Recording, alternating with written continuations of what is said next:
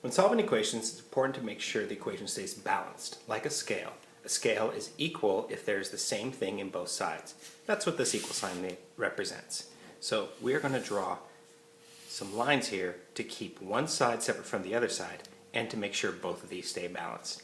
It already says they're balanced, but what I'm going to do is I want to make sure we have something that says x equals an answer at the end. So I'm going to subtract 10 because I see adding 10, and that's the opposite of adding 10 is subtracting. This will get rid of that 10. So my 10 is gone. 22 minus 10 gives me 12. And I'm just left with the x. So I have x equals 12. And that's my answer.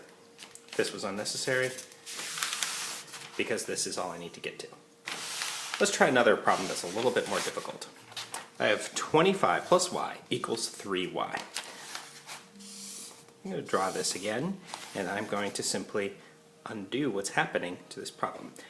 I can't have y on both sides of my equation, so I'm going to try to bring it to one side. I'm going to get rid of this y, so I only have y on the other side.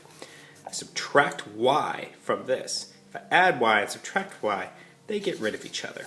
So what's left is 25 on one side is equal to 3y minus y.